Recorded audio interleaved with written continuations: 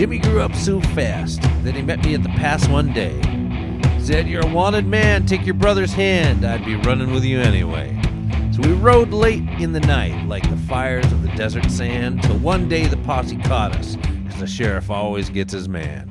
"Give me some water, because I killed a man on the Mexican border. Cool, cool water. I need a little water." This is the Community Solutions Podcast. Jason Bradley, Andrew Richter from deep in the bowels of our underground lair, where we get more resistance than Dean Phillips running for president. Yeah, but my nose is smaller. I'm kidding. You know, do you? I don't like him, but I mean I do feel bad. I mean, how the Democratic Party, which is running to restore democracy, is doing everything they can to keep anybody not named Joe Biden off the ballot. Is there anything in the Democratic Party that is actually what they say it is, or do they just say one thing and do the opposite? Well, it's funny. I saw Tim Walz last weekend speaking, and he was on with old Esme Murphy. Yeah. Of course, Esme Murphy just stood there and let him say whatever he wanted. Like, right. "Oh, yeah, we're running to restore democracy." You wouldn't know a democracy if it... This is Mr. Shutdown here, right, telling us, Mr. Mask Mandate, telling us about democracy. Screw you, Walz. God, what an idiot. It's just he says more stupid things every day. Well, he and Biden are one of a kind. They would stand up to the far left if their life depended on it. They just get run over. Absolutely not. So, to me, they're butt buddies as far as I'm concerned. Now, Jay, I think I might know the song. Okay. Because it sounds like somebody very familiar to me. Yeah. And if it's the guy I'm thinking of, one of my favorite things in the world is his last name. Yeah? And I'm going to say it's Eddie Money. "Give Me Some Water" by Eddie Money. Ha! Wow. That's it. I only know like 3 songs from him, and that's one of them. I think you know more than you think. Probably. You know, this is our second one that we've thrown on the songs from the podcast playlist out on Spotify. So... Well, then I'll have to go back and get that back in my rotation. Yeah, pretty soon, because we got a lot of songs on there. We got tons of music on. Oh, absolutely. Everything from the Super Bowl Shuffle to the Monkees to the Beatles. I don't think we have the Monkees. Don't have the Monkees. All right. Who else we got? Dwight Yankum on there. We've got no. All right. Well, check it out anyway on Spotify. Just some of Eddie Money's hits. Just taking a look here. 2 Tickets to Paradise. Of course. Right. Take Me Home Tonight. There's a couple obvious ones. Right. There. Shaken. Okay. Right. Walk on Water. Give Me Some Water. Let's see. I don't recognize these all as hits, but I know that there's more than that. Well, anyways, that's more than 3 right there, but I know that there's more than that. I'm sure there are, and I'm sure there's just a lot of songs that I wasn't really sure who sung to them. Yeah. So, that happens too. Yeah, Eddie Money, gone too soon, I'll tell you what. Of course. Esophageal cancer. Really? Yeah, I think he liked the heaters. Ha! Well, how old was he? I mean, was. In the 80s, I know he was big. Yeah. Now I'm going to look. I got to look it up. I know he was pretty big with like police officers and stuff like that. He did a lot to support the police. So that means the left hated him. Yeah. I want to go back too. Did you say that one? I remember that one very well. Which one? I want to go back. Oh yeah. I didn't say that. Eddie Money was 70 when he passed away, so it wasn't. Goodness. To me that's still too young to go. But that's September 13th of 2019. I remember hearing about his death quite a while after it happened. Like I didn't hear it. sometimes somebody dies and Twitter kind of blows up. Or Yeah. the one that sticks out to me, I don't know why, maybe because I was a big fan of the show, was Alan Thicke. I remember when he passed away, Yeah. he died like at a skating rink. He like had a Really? heart attack. And then I heard about this. Yeah, he was maybe 70, but he wasn't a overweight guy or a, but then, and then he went to the hospital and he like died in surgery or something. Yeah. And I remember I had heard about him having a heart attack, but then the news that he died came out kind of slow.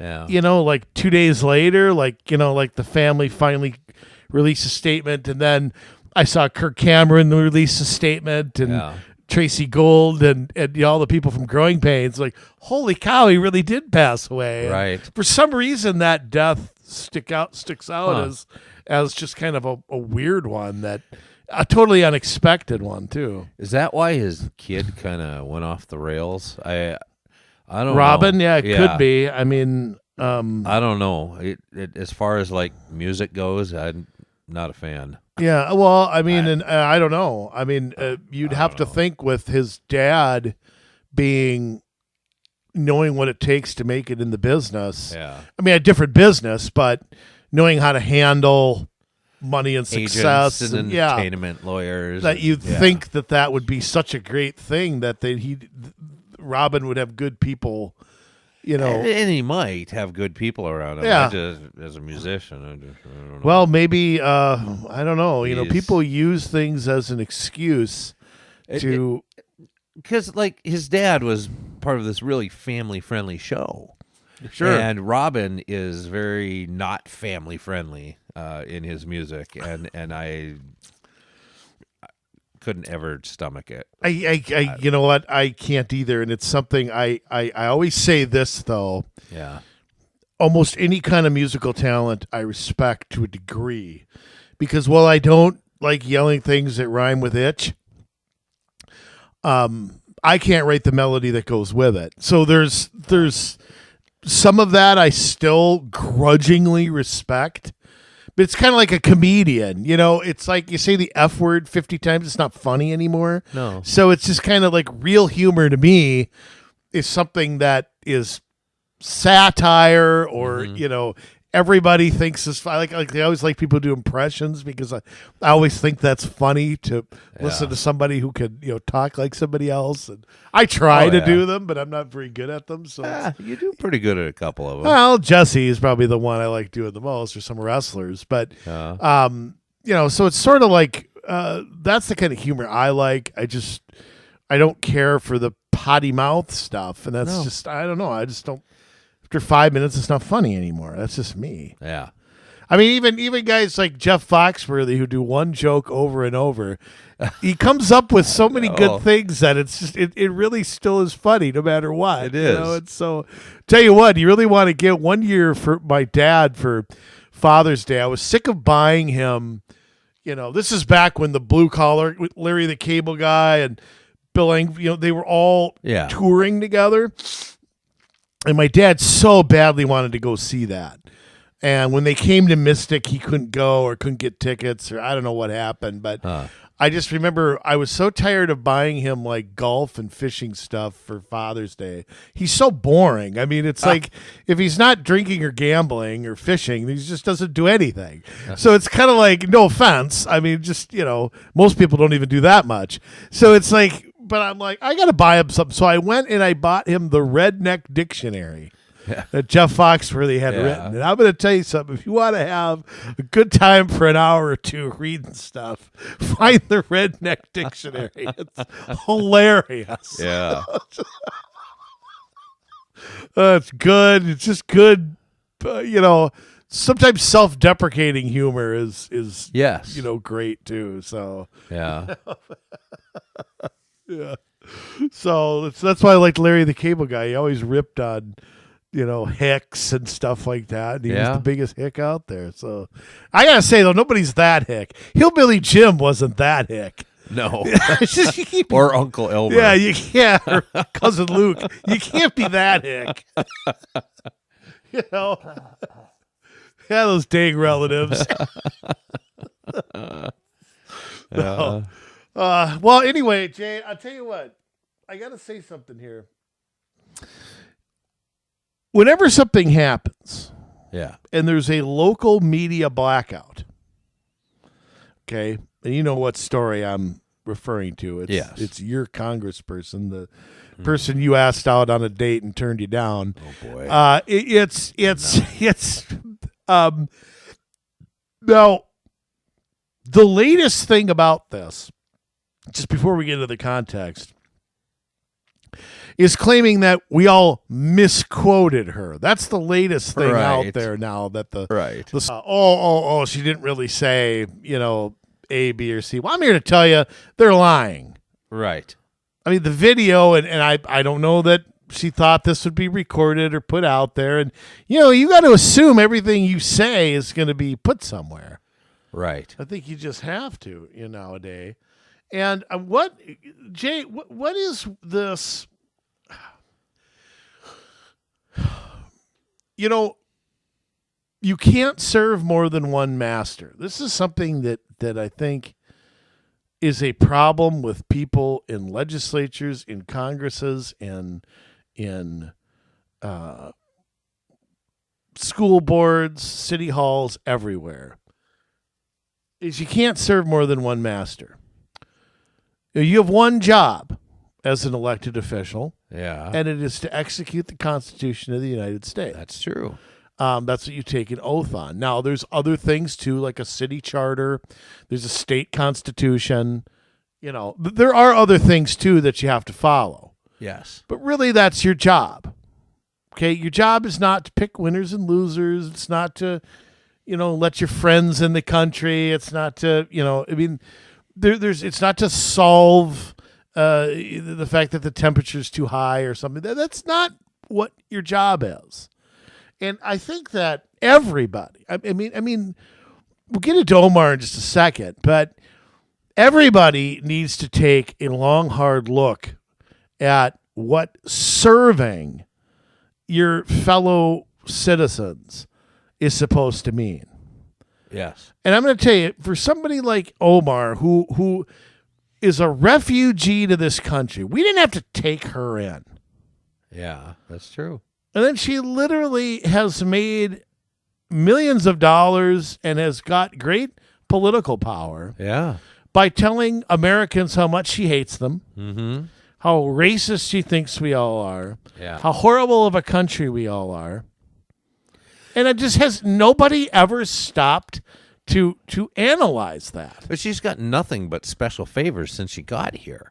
I mean, look at which episode was it where we went through a list of the moving violations and parking tickets and things that have gone unpaid. Yeah, like 20 of them. Like 20 of them, and never brought to justice for it. Never. Of course not. I mean, she's got low people in high places, she knows. The whole thing about getting to marry her brother. That wouldn't stand in most states. Or whatever that was. We still to this day don't know. Sneaking her brother into the country under a false marriage. Right. It was immigration fraud. I mean, it was fraud. Immigration fraud. It was a felony. Why don't we just call it what it is? It's a felony. Yeah. And then, like so many other Democrats lately, she was giving money to a guy in her campaign and ends up marrying him. Do you remember that? Yeah, that was a few years ago. That was a few years ago, but she taught Cori Bush well, apparently, since she has now turned around and done the same thing. Yeah, and a total local media blackout of it. I mean, you want to get stories on the squad. I mean, Omar in particular. I mean, I have been searching. And I don't say anything because there's just no point. But I looked on Fox 9. I looked on... Oh, you won't find it here. Well, I mean, I thought even a guy like Tom Hauser, who I actually consider a half-decent reporter here in this state, and I don't know if the word came out that, you're not supposed to touch is must-have, but I mean, I don't consider him as biased as I consider some other people. Not a word. Nothing touches it. You know, and I sit back and I go, what are they so scared of? What is the local media so afraid of? I mean, are they afraid to be called racist or what? Being called racist nowadays, that means nothing. Means nothing. I mean, I've been called racist 1,000 times just for disagreeing with somebody on an issue. Well, that's what it means now. It's like calling somebody a communist 50 years ago. Like, cripe. Yeah, you're a communist. Yeah, okay, great. You know, it's a defense mechanism when you don't have anything to say of any substance. You just call somebody tax cuts for the rich.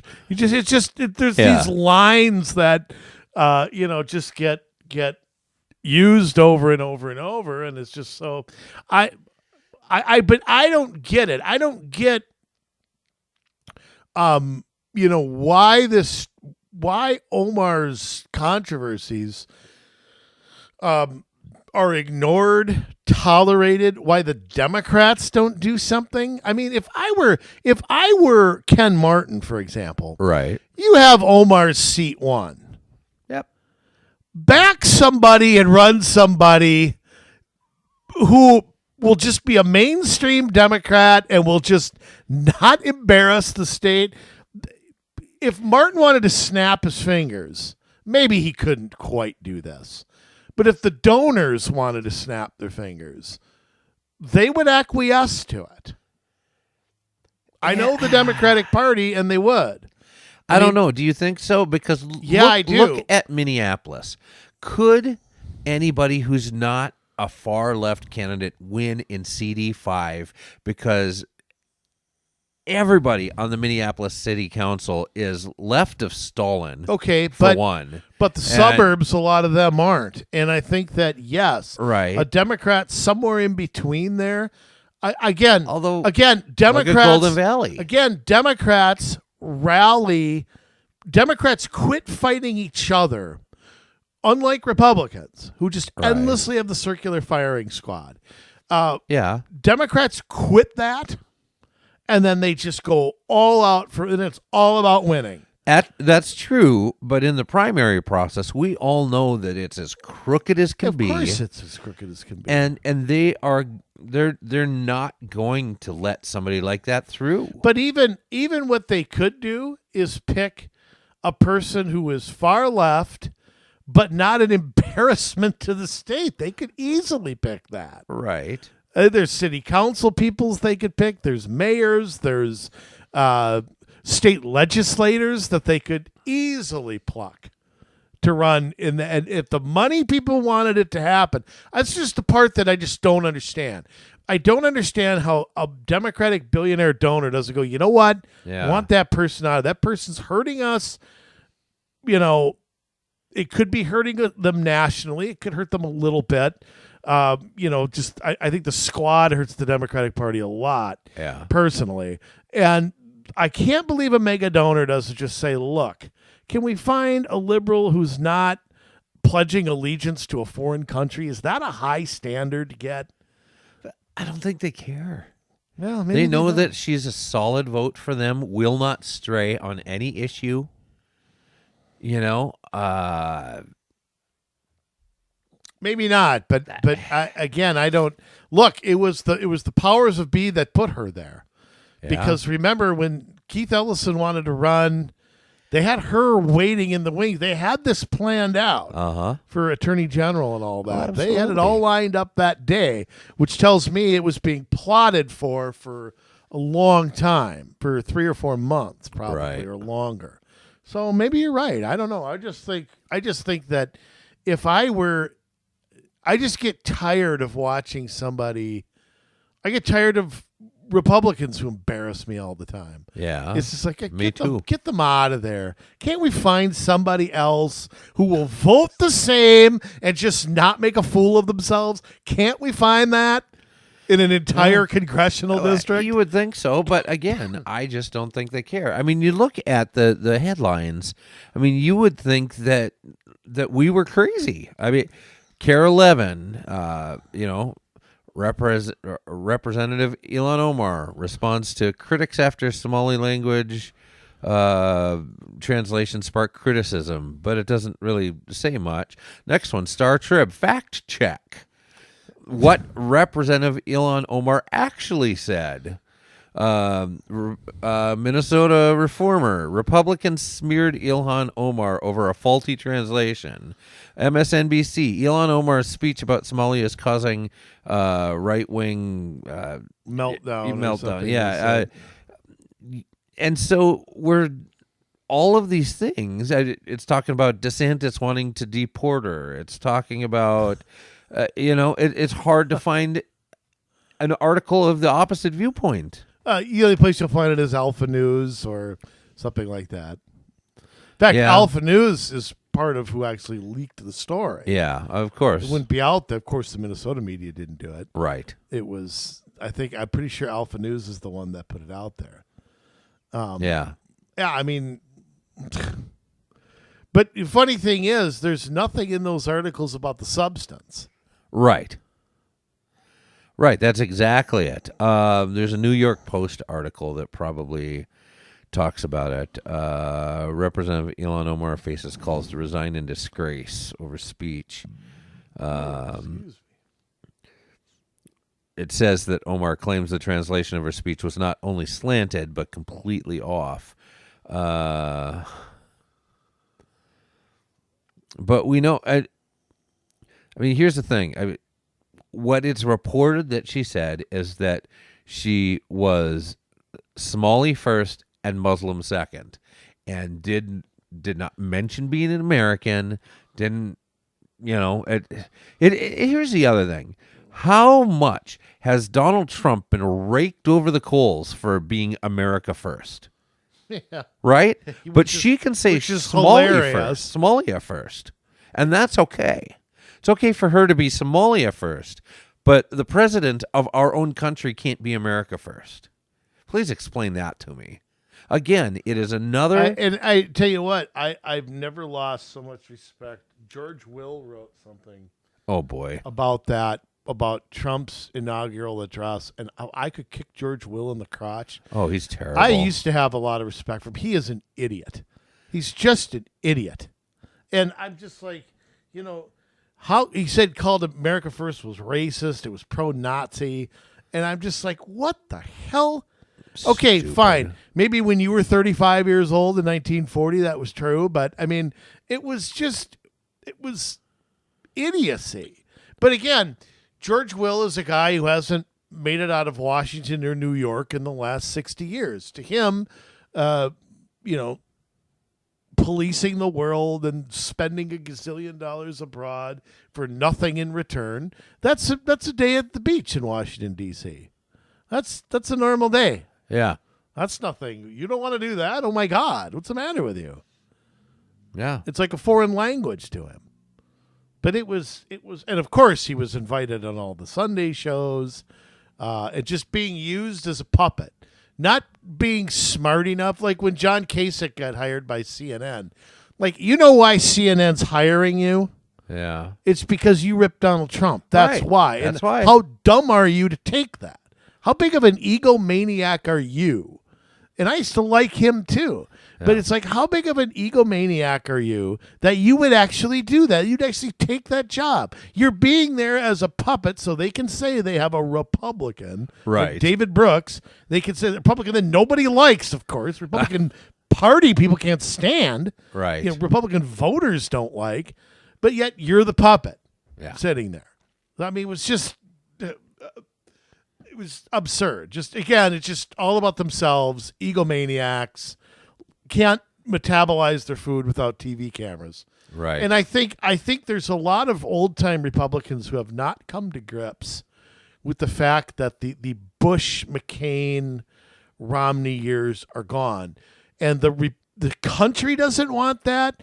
The Republican Party doesn't want that. And their inability to do things like stop getting into wars and closing our border and cutting spending left a vacuum there Where if it wasn't Donald Trump, it would have been somebody else Right. that would have come by with those kind of views and gone in. And Trump's obviously the most high profile. Right. But he ain't alone with these views at all. He never has been. Well, and that's the point here, is that she goes on in the speech to talk about how important it is that Somalia is able to protect their borders, but yet will not allow us to protect our own borders. It's just hypocrisy at the worst level. It's hilarious. It's almost funny. I mean, if it wasn't so tragic, it would be hilarious. Yeah, I don't know. Look, here's the thing about the border in the United States. The long-term goal of the Democratic Party is to change the country demographically. Right. If you won't vote for Democrats, we're going to import people who will. They've come here under Joe Biden, and they're not leaving. That's They're not going to leave. No. The next step is to give them a driver's license, which legitimizes them. We've done that in this state. Done that in Minnesota. A lot of the blue states have. That's why they come to the blue states. And so that's the whole purpose of it. It's no more complicated than that. And again, why the people who host a Sunday show can't see that, I'm baffled at it. Yes, as am I. I cannot believe, and I'll tell you what, and I know we're skipping around here, but the border and Omar's speech is kind of what we're getting to here on the show. And I think this is something, President Biden, his team, as he continues to sink, and President Trump continues to lead everywhere, especially in the swing states. Some of them he leads by double digits. Now, polling, I throw my hands up at the polls now. But President Trump, if the election were tomorrow, he's winning, and it's probably not all that close. Yeah. Okay. Well. Now, I don't know what changes in 8 months. My guess is not much, because we'll see what happens at the Democrat convention. Right, but any other Democrat's going to run with Harris and Biden around their necks the way McCain ran with Bush around his neck. I don't know that another person changes it that much. Just my opinion. Right. And I don't know who'd want it. I wouldn't want it. Oh, God. There's rumors that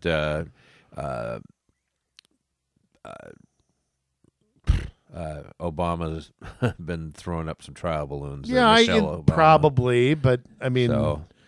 Or sending some people out to ask. Or she's just bored. It has nothing to do. I don't know. Could be that too. Kids are growing up. Buy now, a jet right? ski. You got enough money out on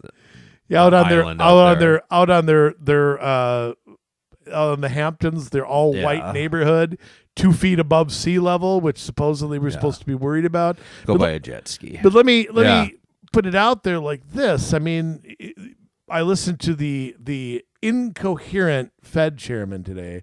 Just incoherent idiot that guy is. Yeah.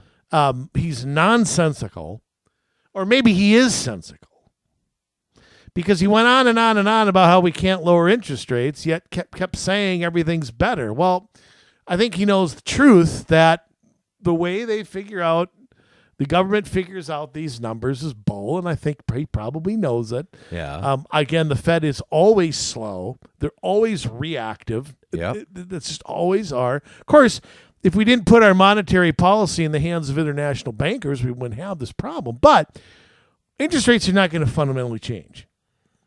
Right. Gas will be $4 a gallon in 3 months. Our strategic reserves are gone because this president illegally used them. There was no state of emergency that required its usage. Congress should have stepped in. The Republicans should have stepped in, but they didn't. Republican governors could have done something. They didn't. Forget it. We're still banning oil from Russia, which means they're just sending it to Iran. The price of gas is going up. It's already going up. And it'll be $4 a gallon again. And President Biden's plan is to go spend $100,000 on an electric car. That's what he's going to tell you. Well, F you is pretty much what the response has been from the American people. You look at electric car sales, and they've gone nowhere. No. I mean, just nowhere. And so you have to ask yourself, what's going to fundamentally change? These wars are endless. that we're involved in. We might be involved in 3 pretty soon. So what's going to change? Now, the Biden team, Jay, has seemed to believe up until the last week or so that this was all just a messaging problem. Yeah. Oh, we just got to say different words. It's Bidenomics. That's not very good. We got to go to that think tank as focus group and come up with hope or change or make America dumb again or whatever. I mean, well, they haven't found that yet, so they're falling back on build back gooder. Evil. Okay. Well, the plan is, I think the plan a month ago was protect democracy, abortion, January 6th. And it's amazing a president of 3 years has nothing to say other than that. Right. Donald Trump and his followers are in a cult, and it's evil and dark. And it's which is a pathetic thing to run on. But I think that was the plan. As he's continued to sink, I think panic is striking that whatever the Democrats say publicly. Yeah. It's funny, when Walls was on with Esme Murphy, she showed a national poll that showed Trump up 7. And Where? National, sorry. And Walls kept trying to interrupt and kept trying to say it didn't matter, but you could clearly tell. I mean, he almost started to sweat when he saw it. Yeah. So it's kind of like there is a poll that shows it 3-point race here in Minnesota, but I don't believe Minnesota will flip. I just don't. When would it ever? Yeah, I mean, I just don't think so. But anyhow, and if you look at the poll, the one that sticks out in Iowa was all about how in the Republican caucus, the border was actually the number one issue that was brought up by Iowa Republicans. Yeah. I mean, the economy, inflation was a close second. Energy was up there. Nothing about global warming, nothing about Ukraine.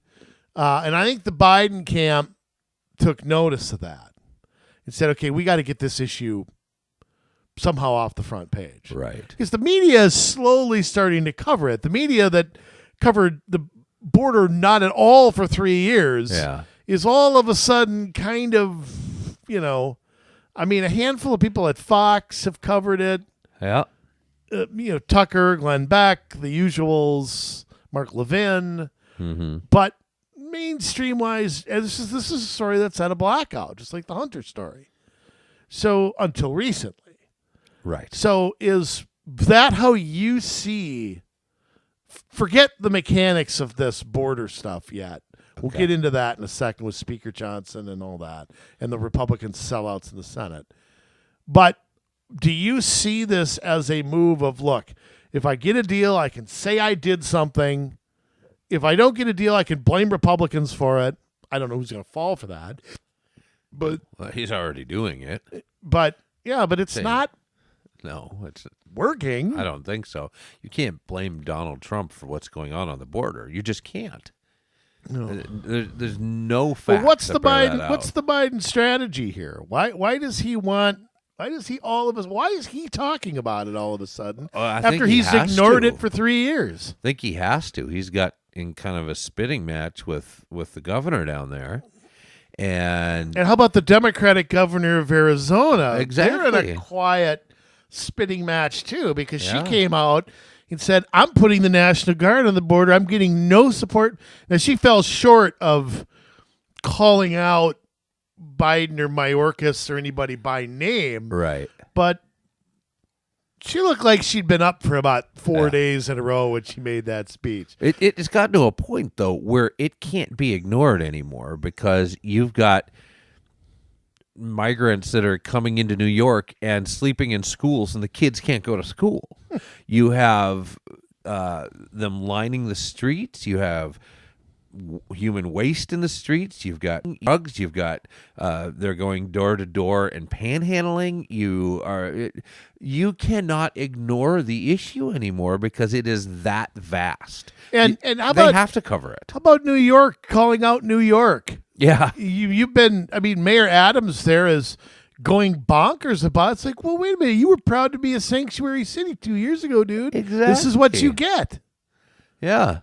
And it's just laughable that, Texas is bad for shipping these people all over, to these sanctuary cities, but yet they should be expected to deal with the hundreds of thousands, the millions that are coming across, that they should all just remain in Texas and Arizona and New Mexico and California. Yeah, Is that what we're saying? Yeah, we all know that wouldn't happen anyway. Immigrants go everywhere. They do. And the Biden administration is paying for them to go anywhere they want to. They can go to the airport. They don't have to go through customs. They don't have to go through security. And they're just let on the planes to go wherever they want. Well, then my question is, why isn't the president being called out for this? Like, look, you created this problem. And you could, because quite frankly, Congress doesn't need to act here. Right. I think they're being baited to act, and if they would just stand their ground, say, no, look, you put out executive orders when you became president, you go reverse them. Yeah. You let the you stop telling border agents to stop. One of the things Governor Abbott was talking about was how at first they were getting illegal immigration, turning them over to ICE, and ICE was letting them go. Yeah. It's like, okay, well, I can't turn them over to ICE anymore. What am I supposed to do with them? Border Patrol was told to stand down, basically. Yeah. They're being told to stand down by somebody. Nobody, of course, will take responsibility. They all just pass it off to somebody else. So, but I think they've been very late to this game. If I were Governor Abbott, I would have done this January 21st, 2021. This is me. Right. And I would have made it clear that you're not coming through Texas, and if you are, you come at your own risk. Yeah. There's a legal process to do this. So I think they're very late to the game. Maybe they were hoping it wouldn't come to this. I don't know, but so what happens going forward here? Why is this being tied to Ukraine? Why is this? Because everything's tied to Ukraine. But I'm lost how those two things have nothing to do with each other. When does anything ever have anything to do with each other? When they want to get something through that's unpopular, they tie it to something that's popular. That's what they do. And the Ukrainian conflict has gotten less and less and less popular because there's been no accounting of the money that they've spent. It seems more and more like a losing cause, and we don't want our men and women to be brought into that conflict. Oh, there's a lot of truth to that, without a doubt. So unless you're Lindsey Graham or some warmongering Republican. There's a lot of them, especially in the Senate. I know. There's probably, and what happened to the Democrats? When did they all become neocons? Exactly. How many Democrats in the Senate are opposed to this? Not many. Not many. It's like, when did you all become pro-war? When did that happen? You're the same Democrats that have been there since 1985. Well, at least.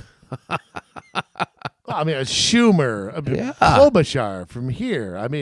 How long's Dick Durbin been there? And how forever?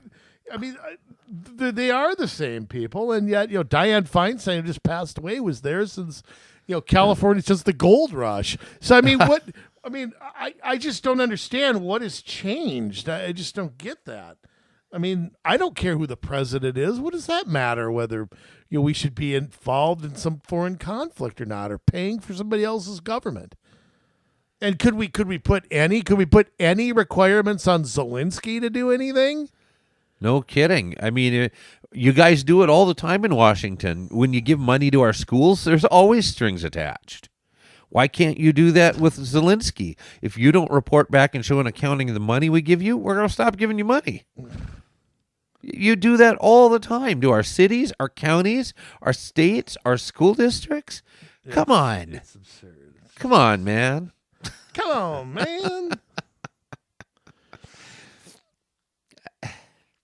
It's hopeless. I'm just telling you, I think it's hopeless on that front. I think we're in that war until January 20th, 2025.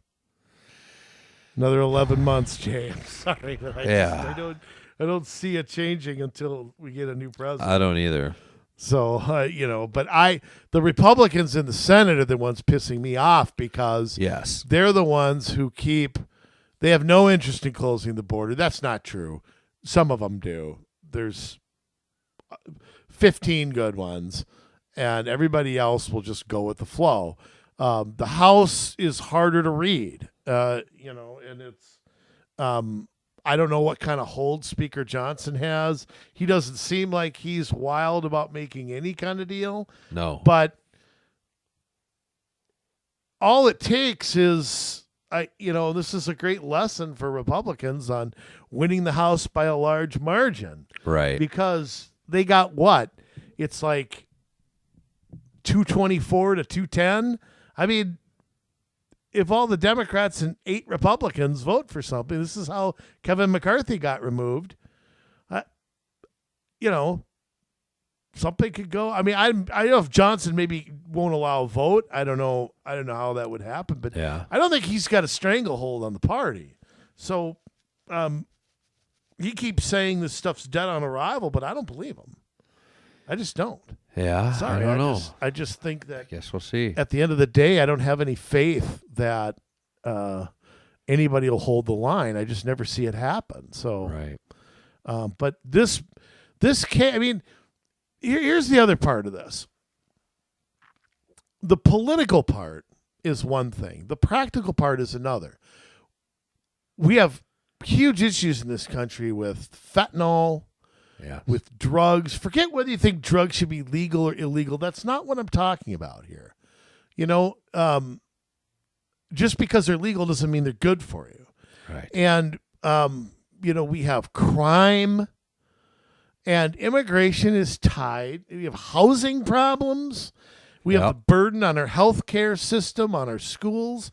I mean, this issue affects everybody, and it affects local communities, school districts, and I am flabbergasted that we're not seeing more of an uproar about it. Again, forget your politics for a minute. Yeah. If I'm a school district and I'm flooded with a third of my kids who can't speak English, I don't know how those people aren't going nuts. Uh-huh. They know you can't do this. Maybe some are, and we just don't hear about it because it doesn't get reported. But I mean, it's pretty darn absurd. Yeah. And social services and everything else that just gets overwhelmed by a bunch of people who aren't citizens of this country. What other country would, if this were an army going across our border, we'd never allow it. Well, and you've got now European countries that are putting the brakes on immigration and saying enough, no more. They're Of course realizing they are. France is pretty can't much a handle Muslim it. country. Yeah. I mean, they will be probably when we're 80 or 90. Yeah. I mean, the next generation, I don't know. It might be. So, Yeah. Resurgence of the Berbers. I got me. Yeah, I don't know. It's pretty bad though. So, I mean, are the French racist then? Is the EU racist? That would be the argument. Yeah. That'd be the argument. From the left, yeah. That'd be the argument if Margaret Thatcher were in charge, but I don't know if it's the argument now. But Yeah. so Although we've seen when people on the left espouse a more conservative value because of an emergency, and they actually do the right thing, that they are called to the carpet by the far left. They are kind of ripped to shreds and slurred in the same ways. some of them can be. Yeah. I mean, I think that's one of the reasons you don't see much speaking out. I think Republicans, I mean, like me, I'm not afraid to be called stuff. Yeah, me neither. It just rolls off me. It means nothing. But I think Democrats aren't used to having their motives questioned. They're not Right. used to having somebody question their intentions. So when they get that criticism, I think it's, whoa. Yeah. What do you mean? Racism, that's not reserved for me. That's the other guy. Right. So I don't know. Let me ask you this question. Yeah. How does this shake out? I mean, play out the next month. I mean, this is not going anywhere with others, with Governor Noam sending the National Guard down there, with Governor DeSantis doing the same. And you notice it's not happening in Florida. Right. Nobody's going there. Right. Except old people from New York trying to escape taxes. Right. Escape death taxes. So I mean, you notice there's some states where it's not happening. What do you see? What should President Trump do? Because, I mean, he can't avoid, this is one of his big issues. Yeah. He has to, I think he has to say something publicly. I think it's one of the issues that has been a key for him. Play out the next month. I mean, what do you see happening there? Well, I mean, we've already seen a drop in the amount of immigrants coming in from December to January. I'm trying to remember what the December numbers were. Well, I don't even want to hear them. I don't even want to hear them. They were astronomical, and they've been reduced down to about 17,000 encounters in all of January. We were getting like 12,000 a week throughout December. So the presence on the border by the National Guard and things, I think, has really been helping. Putting up the razor wire, all of that stuff, I think it's been working to some degree. Obviously, we're going to have to finish that wall. Sure, no doubt about it. But yeah, I don't know. Do you ever get that number to zero? Probably not. I don't think you're going to get encounters ever down to zero. Right. Look, it's never been at zero. People always want to come to America. Right. But I think, to me, it's not the encounters. It's how many get to stay, and is it going up or down? I mean, that's kind of the thing. I mean, I don't know. I don't know what happens there. Yeah. Because I just can't see. I can't see the White House suddenly reversing everything they've done for 3 years. I don't see that happening. I think what they want is to throw some money at it, or to pass a bill claiming they did something. Right. And I don't think they're serious about any type of stopping anything. There's that. I can see them now having pulled back from the border, all of a sudden starting to claim credit for what's going on the border. I could see that. The numbers are way down. Have you seen the numbers this year? Our policies are working. All the Republican Yeah. Governors send the National Guard troops down there. Yeah, that might have something to do with it. Yeah, it might. But I mean, the effects of this are huge, and we need to see a reduction, because this may be controversial, but President Biden, Governor Walz, other governors like him, they're really child traffickers in chief. Yes. They're drug traffickers in chief. Totally. They know that the policies that they're implementing are making it easy for child traffickers to bring children from Latin American countries into this country. And this country is one of the largest consumers of child trafficking. Of sex trafficking of children. That's sick. And it's sick, yes. It is. Not just child trafficking, but child labor. Yeah, that as well. That's another problem. And also the labor of illegal immigrants that are not being paid. They're being paid squat. They're being taken advantage of by corporate interests. Mm-hmm. They're helping cartels. Of course they're helping cartels. The cartels are probably meeting with them like mob bosses. Dividing up the money. Yeah, I don't know. It wouldn't. Look, name something the DEA has done in the last 30 years that has done anything to stop drugs from coming in this country. Nothing. They're being paid off by somebody, or they're. I mean, nobody from that Department of Government should be getting a paycheck. So, I mean, because nothing's happened, but nothing's done. Everything's done is get worse. Right. So, but again, I go back to this. Biden can try to claim. I'm going to say something about the American people. I don't know if I would have said this 20 years ago or so.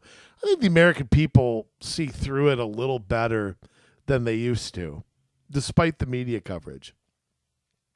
Yeah. I don't think that they're going to fall so easily for, we tried to get a deal done and we didn't. And, well, I mean, I'm not sure that people are going to fall for that the way they might have 30 years ago. I just don't think they're going to, because we've seen the chaos and we've seen an administration for 3 years do nothing. Yeah. So I'm not sure, like I said, I'm not sure the administration can just reverse course. And if you're reversing course, you're basically admitting you've been wrong. Yeah. I mean, but that's what I don't get about Biden. What's the end game here? What does he want to get out of it? Yeah. Well, the only thing I can think of is that he just wants to claim he did something and hope the issue goes away. yeah.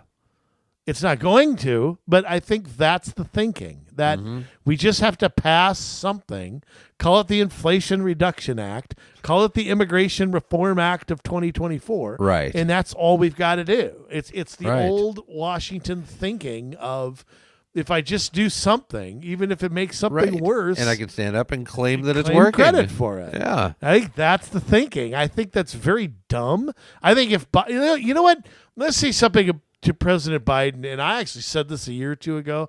I said if he would secure the border right now, his approval rating would go up 20 points.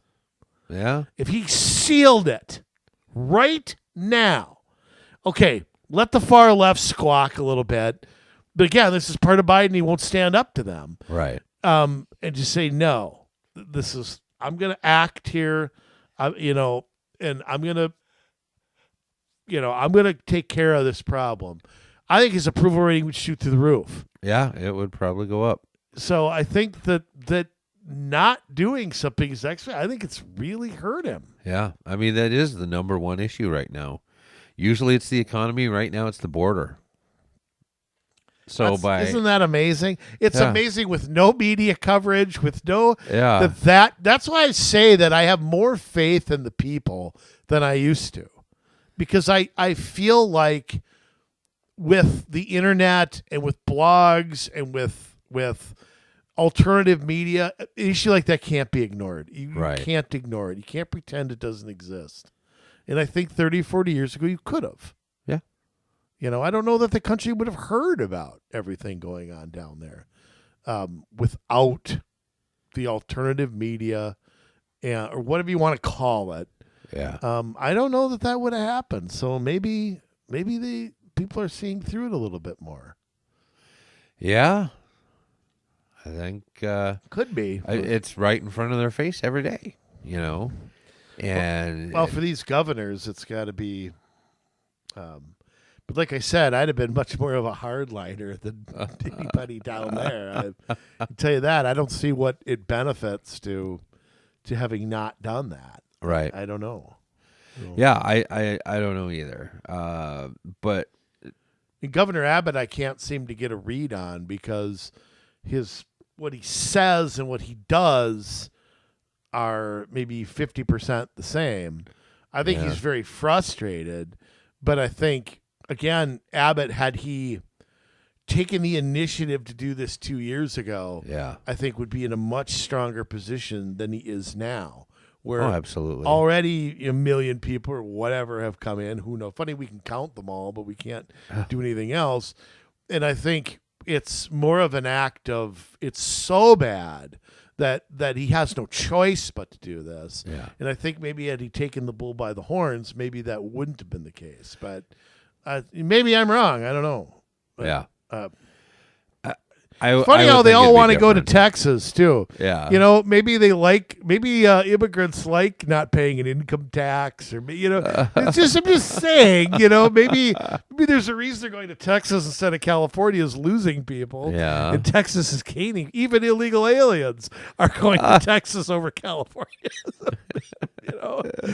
Maybe that's the thing. I don't know. So. I don't know. They have started going by boat in California. I've seen some of that recently where looks like cartels are dropping people off right good on luck. the beach. Good luck when it's $1 million to buy a house. Good Yeah. luck. Good luck staying there. They'll leave California in 6 months. Right. They'll be bust somewhere else. Oh, I'm sure. Somewhere else where Democrats need a swing vote. That's where they'll be bust. Yeah. So, I mean,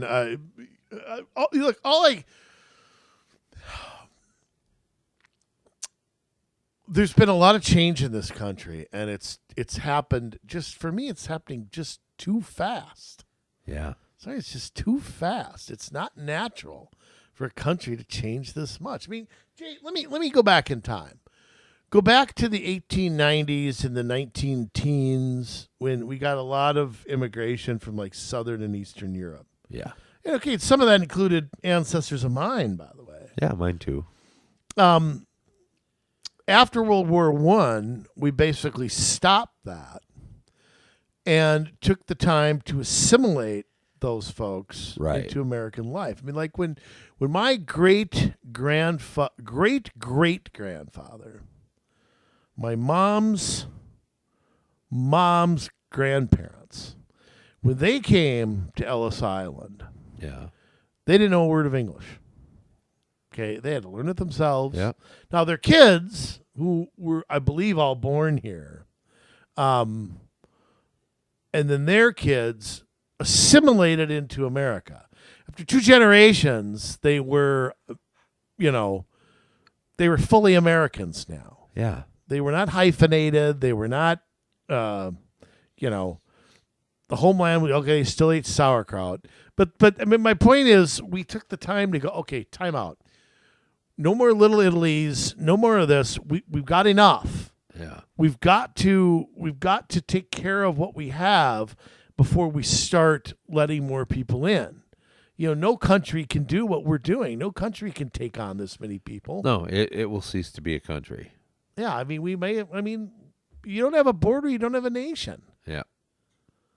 We'll just turn Mexico into the 51st state. Well, and how many people have we caught that have come across that are from nations that we're watching, or that people that have been on the terrorist watch list, or from nations but you're a of racist interest, now, because remember, not everybody's a terrorist that comes from those countries, Dave, right? Well, that's true, but They have to be vetted. they have to be vetted. And can I ask another question? This is going to sound bad, but why is it? I keep hearing how diversity is a strength. I keep hearing that. Why is that? How is taking a bunch of unskilled poor people who don't have a penny to their name into our country make our country better? Yeah. Now, look, I'm all for opportunity for people. Right. But how do I benefit as an American for taking on a bunch of people who have nothing, have no work skills, don't know our language, don't know our culture? Why why should I want that? Cheap labor? No.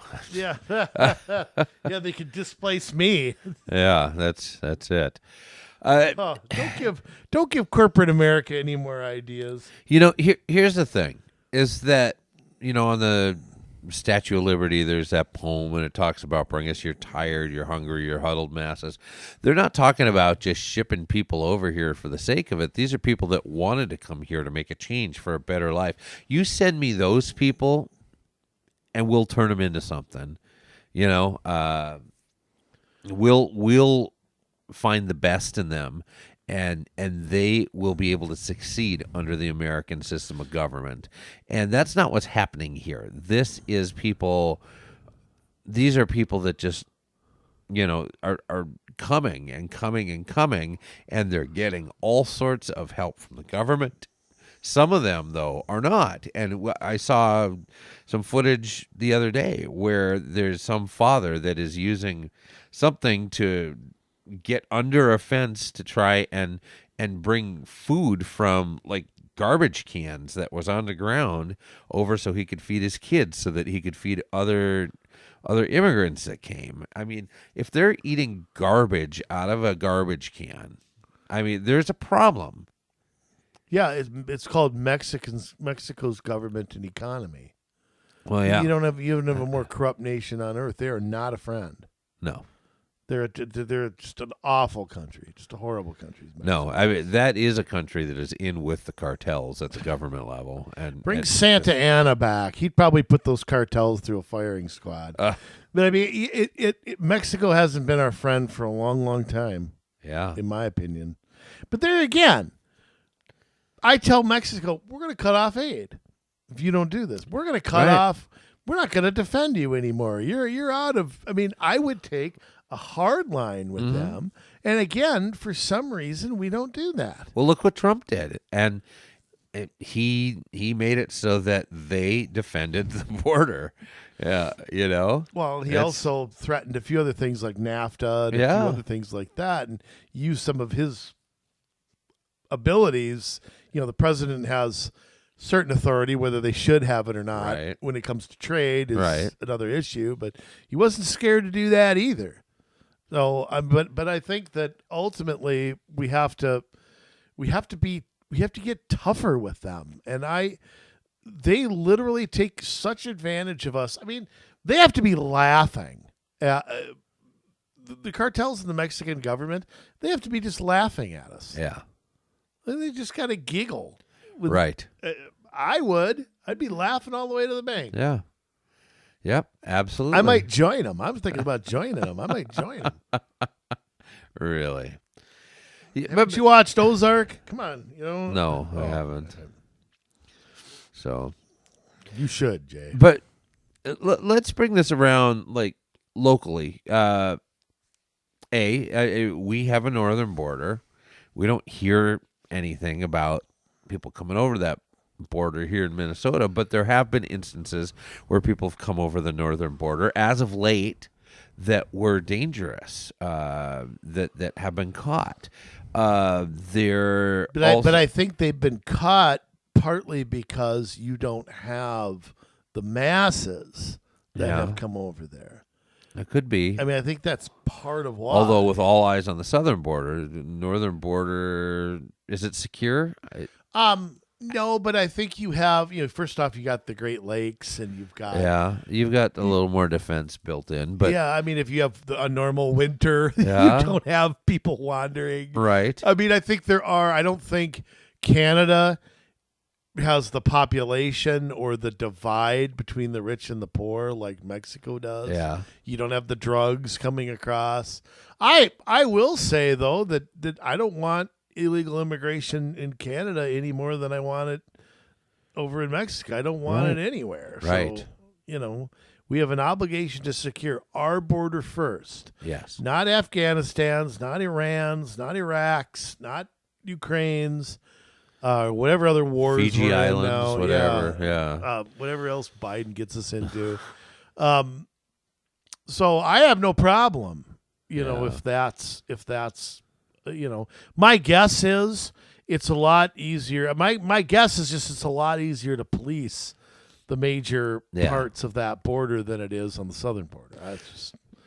So looking at that, though, and looking at how Texas has handled the southern border, and they have called it an invasion, which gives them the constitutional authority to do what they're doing. Sure.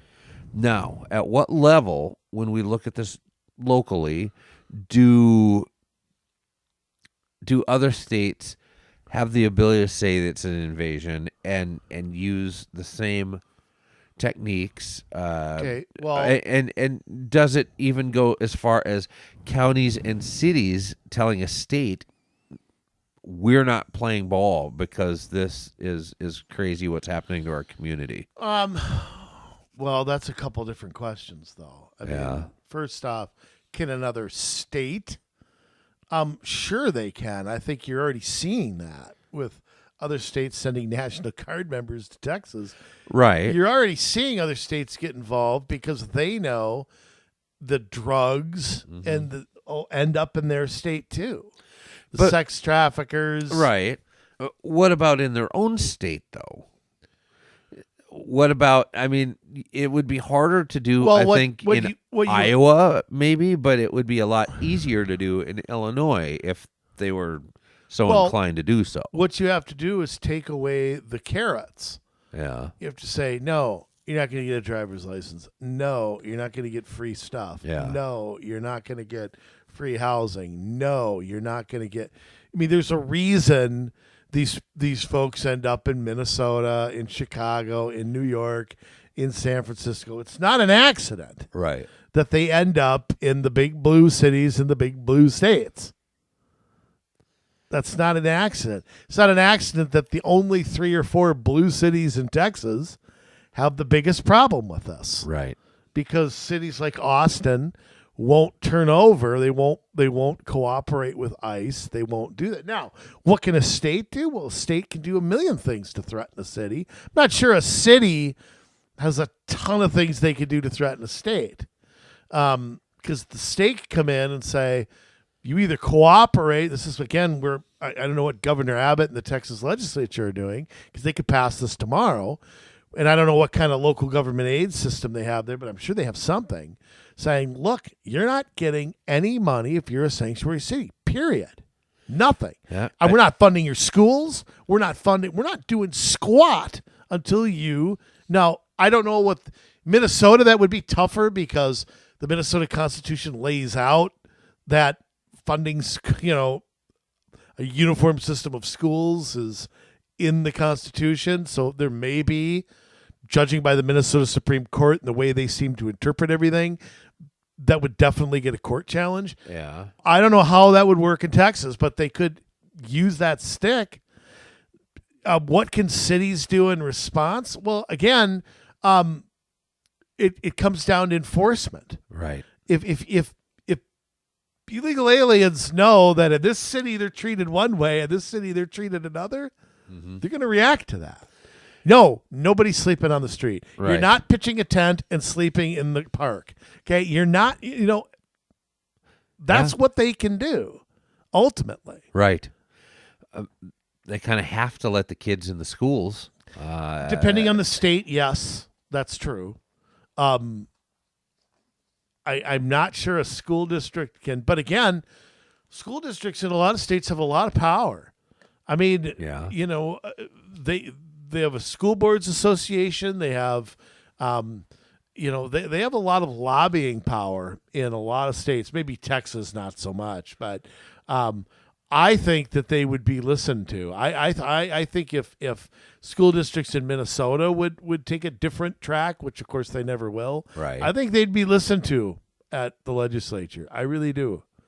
I could be crazy, but I think it would be hard to ignore 328 school districts talking about how, this is something we can't handle. Right.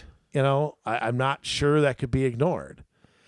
But I mean, what school district is going to do that? Because they get money for attendance. Right, they get but money for putting people in special ed. It's true. I don't know that it covers teaching English to everybody and starting Right. everybody 3 years behind. No. It hurts their test scores. It hurts. I mean, Yeah. the graduation rates. I'm not sure it's a plus. I'm not sure it's a net plus that way. Now, again, every state funds schools differently.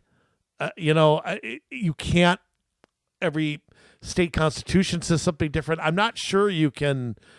I can make a blanket statement, but my guess is that I want to go back. See, I'm relating everything to Minnesota and our system, and maybe that's what I can't do. But I would say counties also are going to get the brunt of this because of Health and Human Services. Oh, absolutely, they are. I mean, Putting everybody on like Minnesota Care or Yeah. now it's MNsure, Right. or food stamps. medical assistance more likely than MNsure or Probably. Minnesota Care. Probably some Yeah. form of that. You're going to have people yeah, who EBT, skip out on paying their bills, emergency rooms, because Yeah. they're not.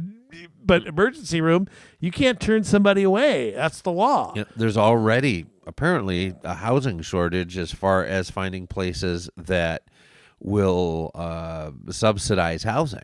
Of course, because nobody wants to live in them. Right. You bring in Section 8, you chase out anybody who's there from market forces. They will get up and leave as soon as their lease is done. Yep. Period. They will. Yeah. And then it'll become a slum. So no one wants it. The cities don't want it. The people who live by it don't want it. They're very unpopular. You'd be surprised. Oh, yeah. How that gets fought. Oh, yeah. So, I mean, maybe in the big cities that wouldn't happen, but I'm telling you, outside, like in Minnesota, outside of Minneapolis, St. Paul, and Duluth, and Rochester, that would get fought everywhere. Yeah. It would get fought in every suburb. It would get fought. I mean, it would be. I mean, look how hard it was fought in St. Cloud. I mean, it was fought very hard, but ultimately, I think they were bought off by the feds and a bunch of weenies, but that's just my opinion. But yeah, but not by the residents. The residents didn't want it. So that is an issue, and maybe it's not so much an issue yet in Minnesota just because of the time of year and how cold it is. We don't see the same issues here that they see in Chicago, that they see in New York, that they see in LA, where it's over flooding to the point of having these migrant camps and things like that. But I think that should that begin to happen when it gets warmer, that cities, counties, they need to be empowered to be able to do something, because if they arrest people based on immigration status and they turn them over to ICE, they're going to just get released again into the country. There's being a border state, we can't really shove people into Canada and bring them to the northern border if they've come through the southern border.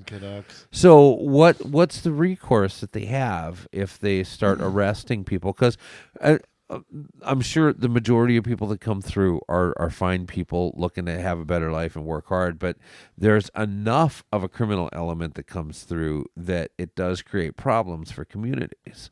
Well, I mean, again, I think you're going to have to take the bull by the horns. Yeah. You're going to have to not rely on the federal government. I mean, I think one of the mistakes being made is to, assume that the feds are going to help you or do anything at all. I mean, you're going to, I think if cities would just make some arrests, if they would just get rid of these encampments, if they would just do simple things like you can't take a dump on the street, I think it would have a very quick effect. Yeah. You know what I mean? I don't think that you'd have to do that for very long for the word to get out. Don't want to go here. You know what I mean? It's kind of like the small town that has the Roscoe P. Coltrane. Nobody speeds through my town. That reputation gets out fast. And I think if the attitude among a lot of these cities was, you're not coming here. Right. Period. Okay, ICE might release you, but don't come back. I think you'd see that effect. I think the fact that everybody's waiting for somebody else to do something is kind of where the paralyzing is. Look, we've done shows on these encampments. And Jay, I have advocated, it's funny, a lot of people question that I advocated taking these people and putting them up in hotels for 6 months. And I think that's a good idea. And people kind of go, what, are you crazy? I'm like, no, here's my idea. Okay, we'll put you in a hotel for 6 months, but we're not just going to sit here and let you order room service. You're going to get a job. You're going to get a car. You're going to save for a deposit for an apartment. Yeah. We're not just going to let you out in April and then bring you back again in November.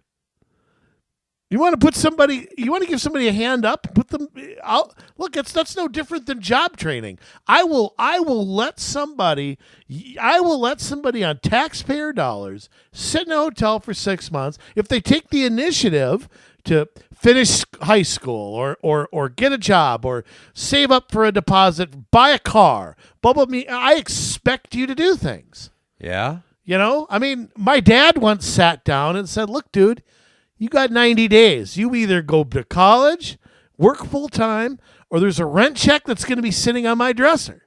Which one is it? What's the difference? He gave me a little time to figure out what I was going to do, and I went out and did it.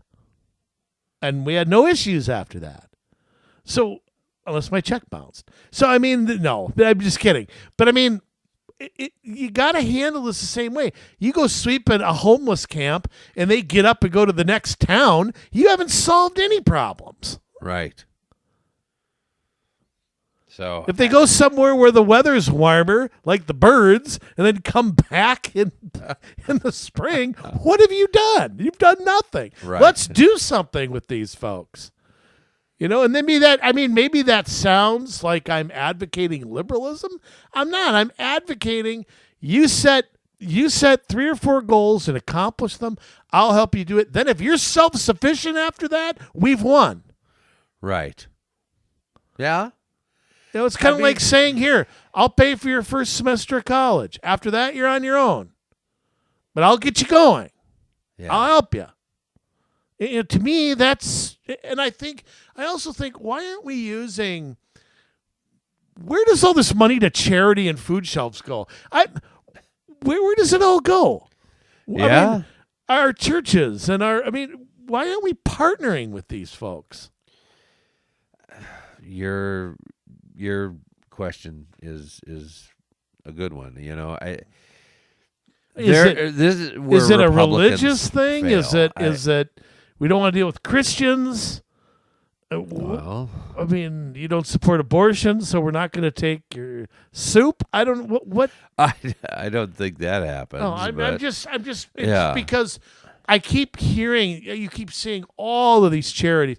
Oh, give money during the holidays. Oh, go give to the food shelf. Oh, I have gone to the near food shelf for Christmas. That place is packed with stuff. Who's getting it?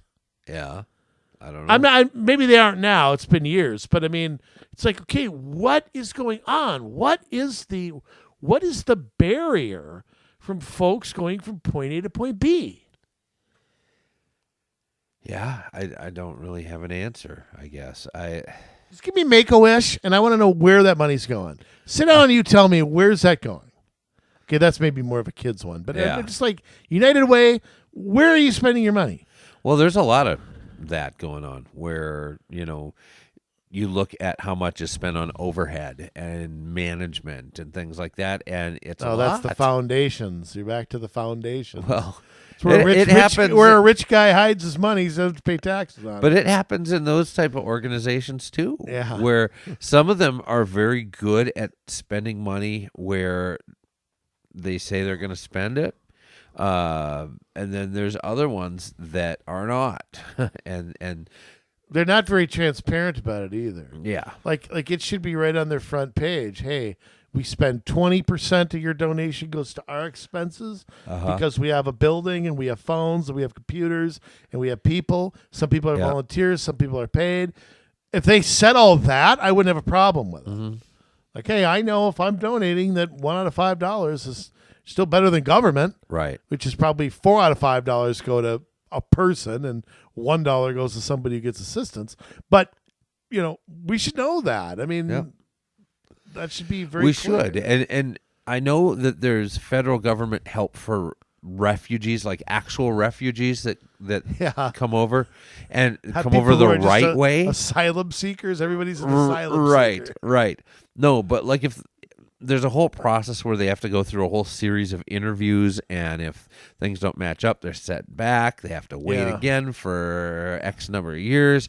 But even when they have gone through all that, they're finally brought here, they're only given X amount of money, and it's not put right in their hands. Usually there's a sponsoring organization that manages that money, and some of that might like go an allowance, to almost. It is, but some of it also is taken away in if there's an organization that's going to help take care of them, then that organization has some expenses. We're going to pay some of that money to the organization and not to the immigrant. And then, there's a whole Oh, you know, slew of it, stuff it's that, it it's just crazy because then But and that's can I ask you a question? good till on they that? get on the system and all that. And Let me ask you a question. Is Yeah. that system part of the problem that it can be so cumbersome and time consuming?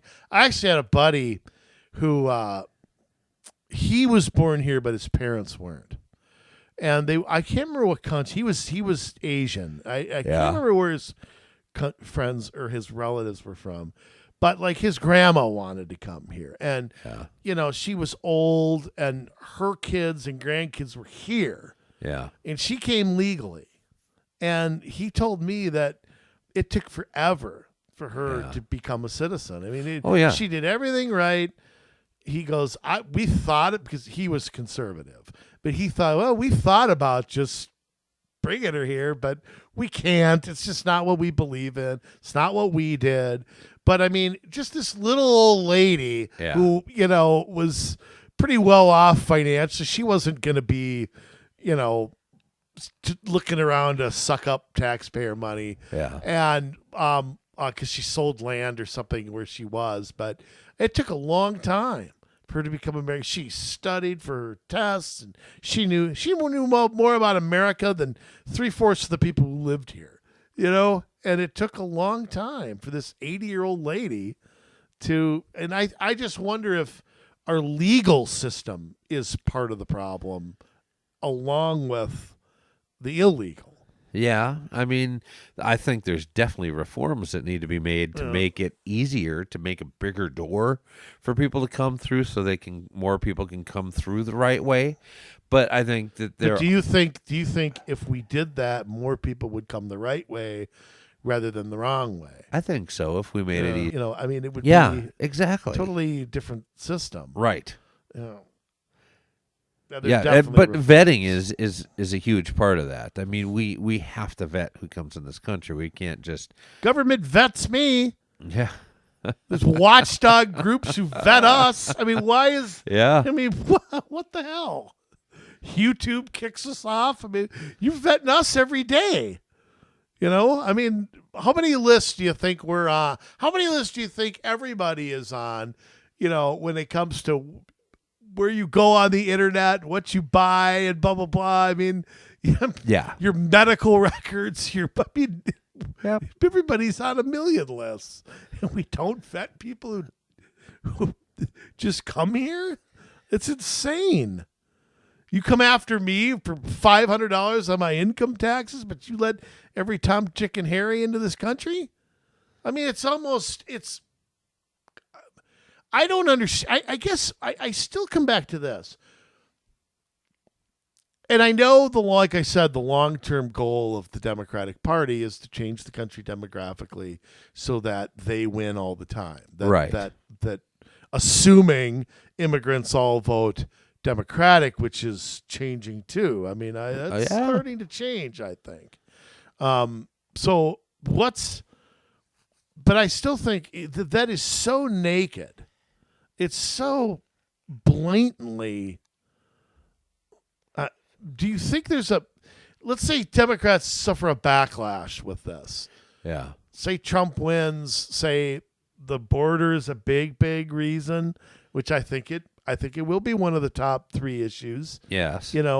Is there a backlash? I mean, do the Democratic Party, not the activists, not the whack jobs, do the Democratic bigwigs rethink that? What would it take to get them to rethink it? I don't know. I mean, it depends, I guess, who you think the bigwigs are. If it's the donors, they're really just looking for special favors and power. I mean, especially the corporate ones. They're all looking for. I mean, that's really what it comes down to. When you're looking at your Bill and Hillary Clintons, and you're looking at people like that, John Kerry. I mean, they do want some of this radical change. They really do enjoy having the top-down power of the government to be able to make citizens do whatever they want. But I mean, let me ask this question. Yeah. Do the immigrants change? Because do they start going, okay, I'm not voting Democrat. You're not taking my vote for granted. You're not. Yeah. You know, and I don't want to single out Hispanics and make general statements, but I've run into Hispanics. They're not for open borders. No, A lot of them aren't. not the ones that are here Especially legally. the ones that are here, Yeah. or were born here. They got a lot more views. You'd be surprised. You know, they're not for drugs coming across. A lot of Hispanics, I'm generalizing again, are pro-life. I've run into Yeah. a lot of Catholic Hispanics too. Some of them want to pay lower taxes. Some of them Yeah. want to. I mean, Texas is a great state to show that. I mean, Florida has a larger minority population than Minnesota, yet they don't vote the same. Right. So is some of that? Do you see some of that backfiring? That just assuming people who come into this country illegally are going to vote Democrat? It could. I mean, we've definitely seen some of those numbers shifting towards President Trump, with Latinos especially. I think sometimes He got a higher percentage of the Latino vote than John McCain or Mitt Romney got. Neither one had any interest in closing the border. President Trump ran on it, and yet Yep. more Hispanics voted for him. right. Yep. Explain that. But yet you look at a group like the Somalis. Now, I'm not going to rip on them, but this is factual. Like, they come here and they take some of that community and put them directly into jobs that work with providing aid to their community, and government jobs that provide aid to their community. And then they try to work them up into the government system, right? And then they'll bring new people into these organizations and these government jobs. The amount of Somalis in office is way out of whack with the actual Somali population. Right. And It's like transvestite.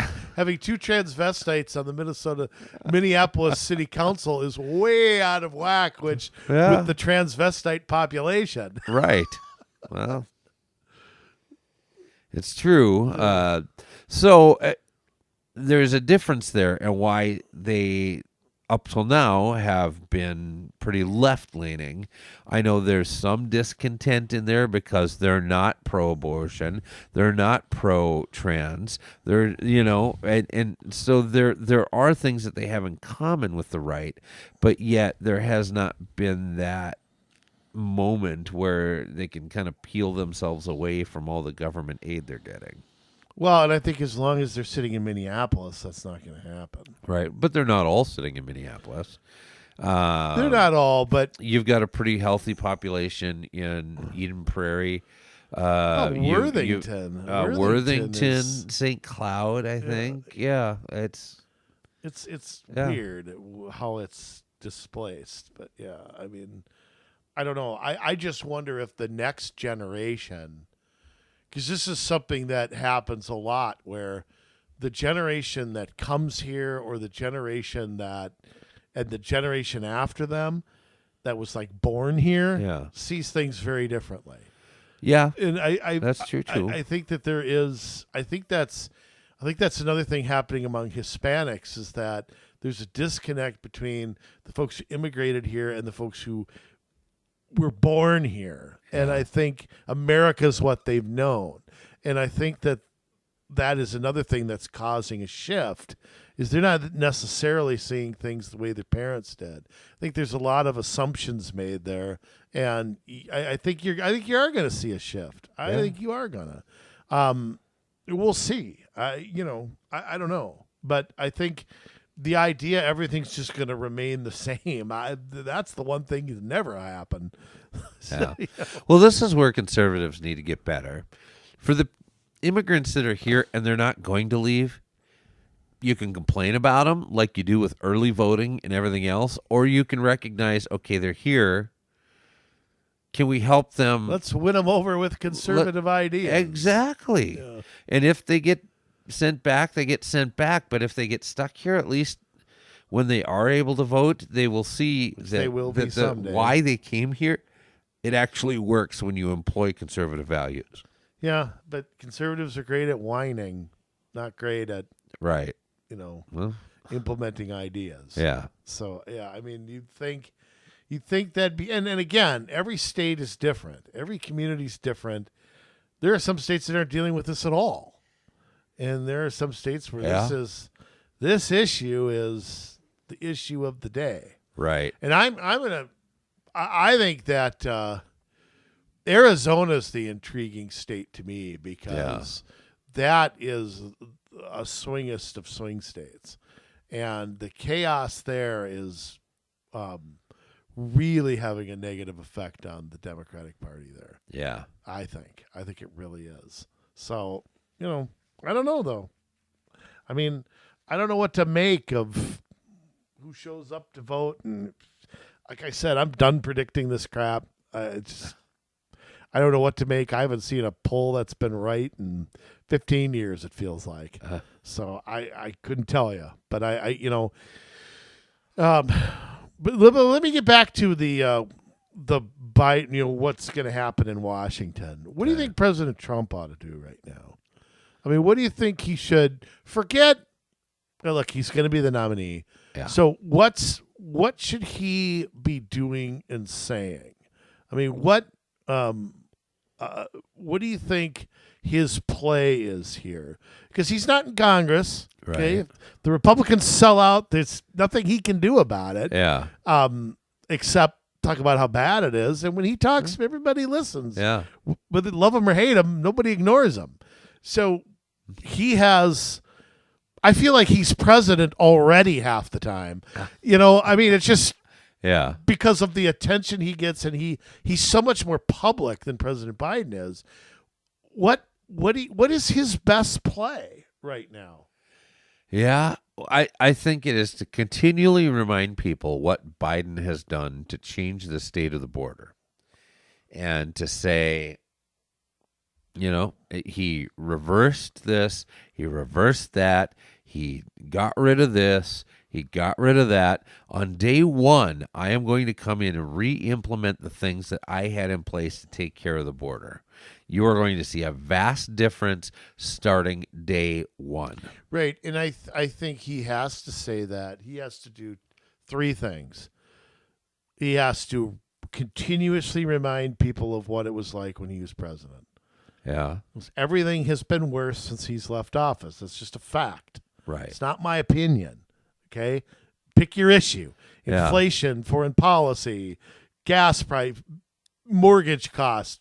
Pick your issue and tell me where we're better off. Okay? There's not one. That he's going to do that on day one. And he's also got to say, I don't care what deal is reached right now. I don't care what they do. Yeah. What's going to matter is in January of 2025. I'm doing this. I don't care what they agree to. Yeah. Isolate. He has no control over what happens right now in Congress. So I think that's.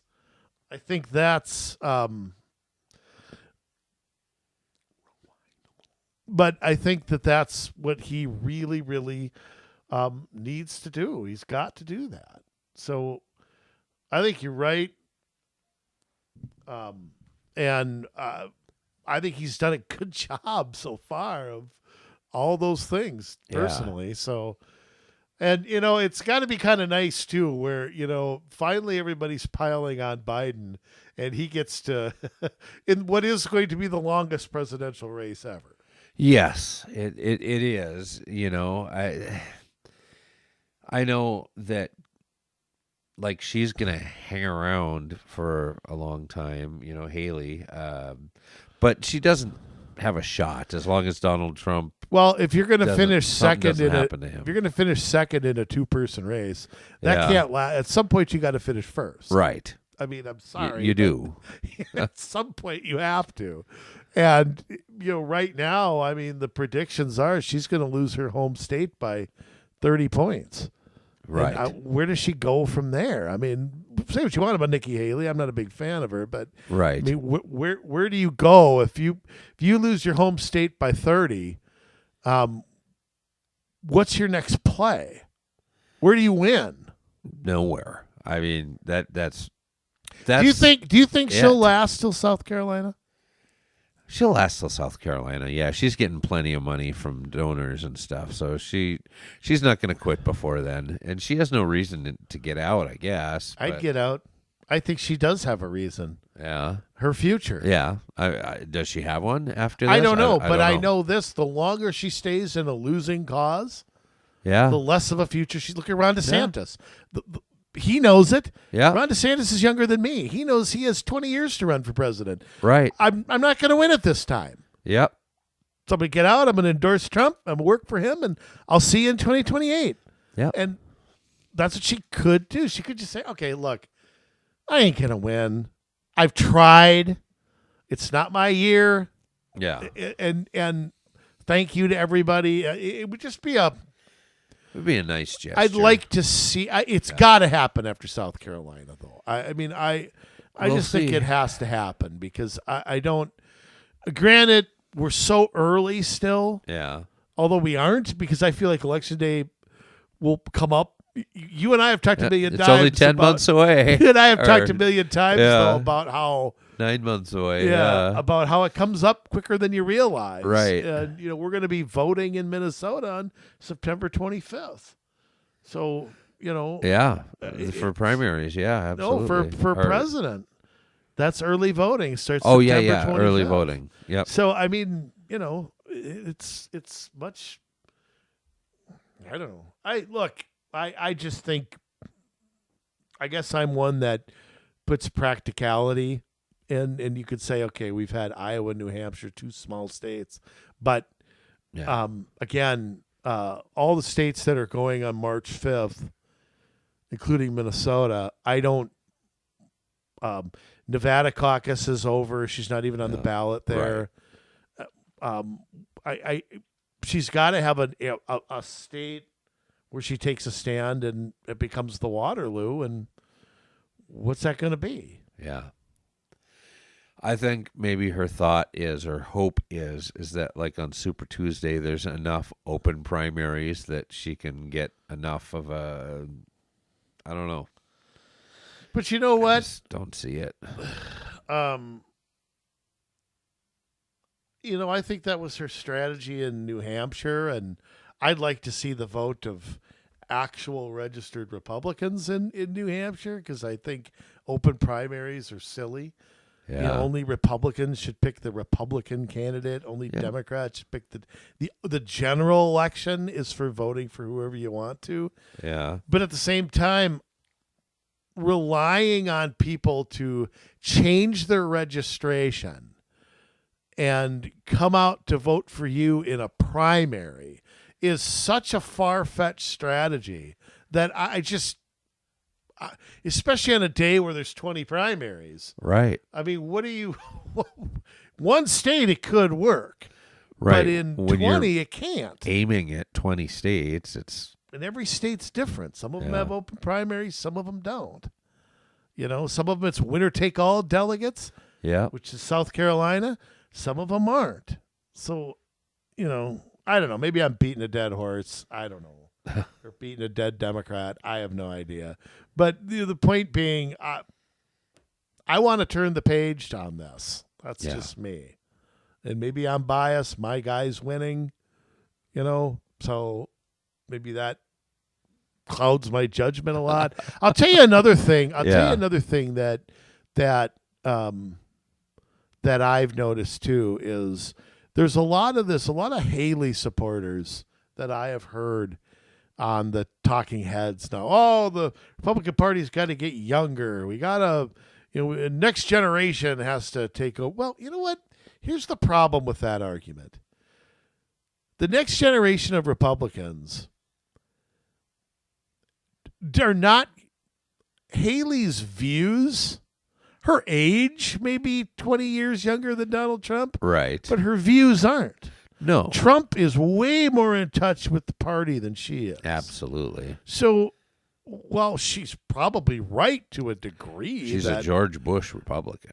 Yeah, I mean, and she may be right to a degree that, okay, yes, Republicans have to get out. We keep hearing that to young voters. Take a few polls of Trump and Biden among young voters right now. You actually see him doing all right there. But my question is, your views have to be in line with them. Yeah. So if your views are Iraq was great, open borders are great, what? It doesn't matter what your age is. Yeah. I just think that's how sharp are you? Grasping you know? at straws. Anything. Straws. Yeah. It's I don't know. it's crazy out there. It's over. Is it? The Republicans, yeah. I think so. I think it's the totally Democrats, I think for the most part. Hey, I got to ask but, you this yeah. because I've asked you this a few times. Is Biden on the ballot in November? I just want you to. Is he on the ballot in November? I'm less convinced than I was. I think it's possible that. Obviously, it's not going to be Dean Phillips or Marianne Williamson. No, nobody tried to beat him legally. Right. It'll be the super donors stepping Yeah. up at the convention and putting somebody else in, which they have the ability to do because it's a corrupt system. It's a horrible system. The way they pick, why they have super delegates? To overrule who the people pick. Yeah, That's exactly. Why They have it. put it in after Reagan because they didn't like how Reagan came out of nowhere and upset the Republican Party, and they're like, we're not going to let that happen. Exactly, 1980. Yeah. Reagan was the outsider against the inside guys, the way he tried to upset President Ford. Yeah. But President Ford, being the president, was able to secure the party apparatus. Right. When it was open, nothing was stopping Reagan. You're right. I mean, Right. that is kind of how that happened. I don't know. I keep thinking the best hope they have is to bump off Biden and Harris, because you can't have her either. She's less popular than him. Yeah. Bump them off, blame it on a right-wing extremist who, because like I said, there's a portion of our population that falls for that Randy Weaver line all the time. Yeah. And implement, and then, at convention, you're going to have to pick some, or Biden can fake a heart attack or fake he's got dementia. Actually, that wouldn't be fake. Yeah, that's not fake. But I mean, again, they've got to have. You got to have that in operation. I mean, that can't. That my guess is they're wargaming that right now. Oh, I know they are. They're because I don't think Gavin Newsom's the guy. I think California is the best play for Gavin Newsom is to not run for governor again, go hide for 3 years, then reinvent yourself in 2028. That's his best play. So I don't know who you have. I think it might be Michelle Obama. I well, don't know. it could it be, sure, but you're gonna. I mean, Michelle Obama is an untested. Yeah. What is she other than the first lady? But since when does that matter in elections anymore? I don't think that it matters, but I think that I would be surprised. You start running a campaign in August. Putting a staff together and it is a monumental task.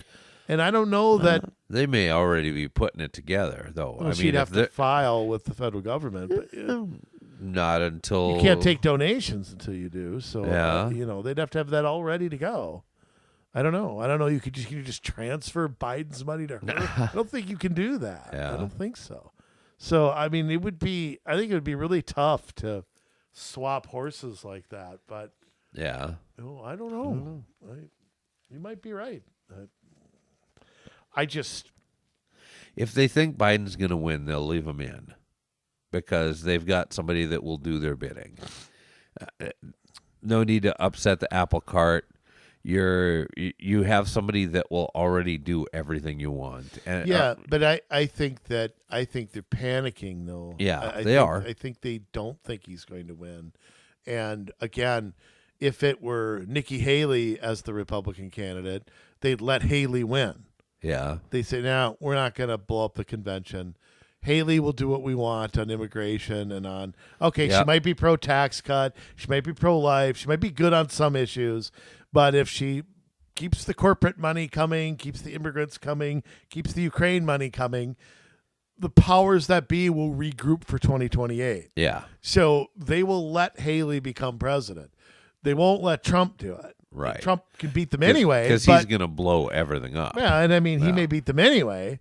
Probably will. And I don't mean that in a January 6th kind of way. I mean that, he's going to deconstruct the swamp. Yeah. So, I mean, so the question becomes, who's going to, like I said, there has to be a game plan right now. And I don't think it's a coincidence that Michelle Obama just shows up on a few podcasts. No, that's not a coincidence. It can't be. Okay. She wasn't promoting anything. It could be, the fact that, Gavin Newsom has tried to raise his profile, goes on the Tonight Show, debates around to say he's putting balloons out there. That's what he's doing. Yeah. Pulling on his dad on him is not very good.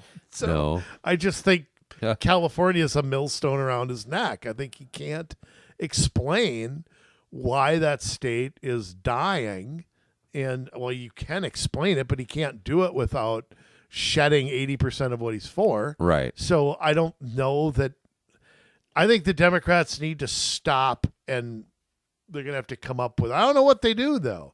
I don't know who they're going to come up with. I don't know. Who do you see as a 2028 candidate or a replacement for 2024? Maybe what's their short list? I don't know what it is. Yeah, I don't know other than Michelle Obama. Pete Buttigieg?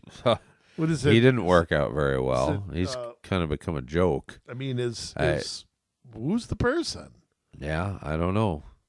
I mean, I look at the Republican Party, and I can see 2028 already. Oh, yeah. But I look at the Democrats, and I go, oh, that person can't run. That person can't. I mean, it has to be a person who can win Pennsylvania and win Georgia and win Arizona and win Ohio. And Ohio might be too tough of a challenge. Right. But, in fact, I got some news. Real Clear Politics has moved Florida and Ohio into the likely Republic. They don't consider it a swing state right now. Right.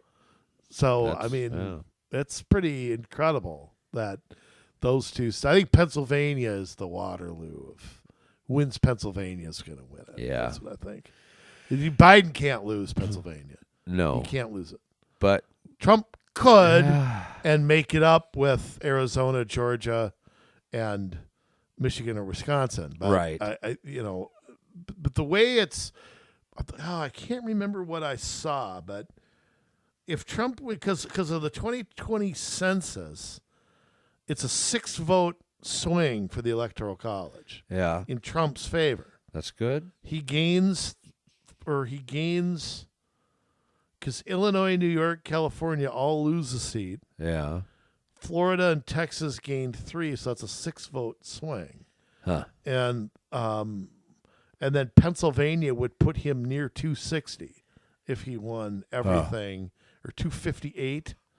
So Arizona or Georgia puts him over the top. And right now he's like 8 points up in Georgia. In I don't know. We'll see if that holds. Right. Like I said, I don't know what's going to change. I always put it this way.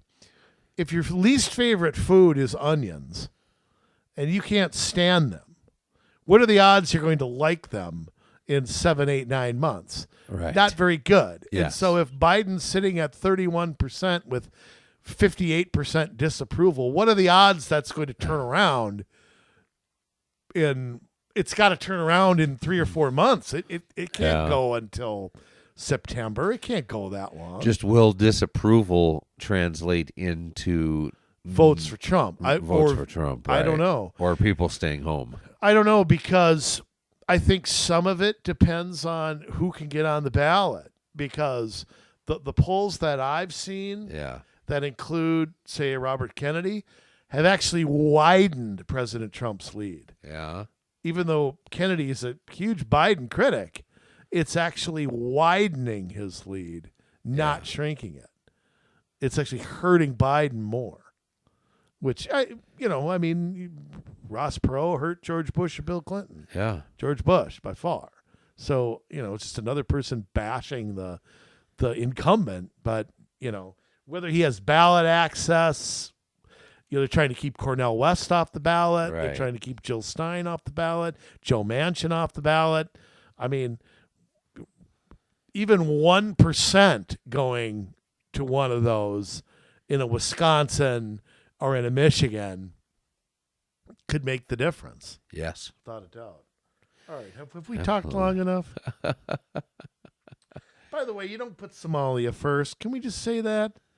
Yeah. If you don't like America first, how could you possibly like Somalia first? There's a reason your family left. There's a reason you were in a refugee camp. What about your oath? Yeah, that's the thing. She took an oath to defend the Constitution of the United States, not of Somalia. So I don't know. I don't know, Jay. I still think that I don't know why the Minnesota Democrats don't nuke her. I don't get it. I don't get why you couldn't. Why they just don't want a non-controversial liberal who votes 99% with them there instead. I just don't understand it. But Yeah, I don't either. I guess controversy isn't bad if you're getting the votes and you're not in danger of losing the seat, and you get a little extra attention along the way. I don't know. wow.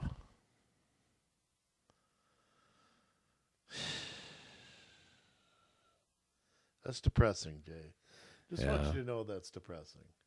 I know. Oh, well. Yeah, well. Speaking of it's that time again for the 302nd time. All right, we haven't done this that long, but not the ending anyway.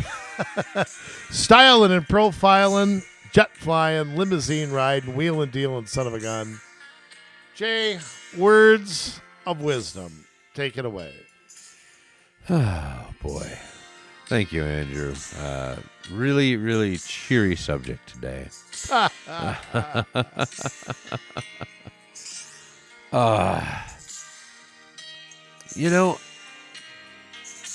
the book of Acts, chapter 17, verse 27, it says, "His purpose was for the nations to seek after God and perhaps feel their way toward him and find them, though he is not far from any one of us."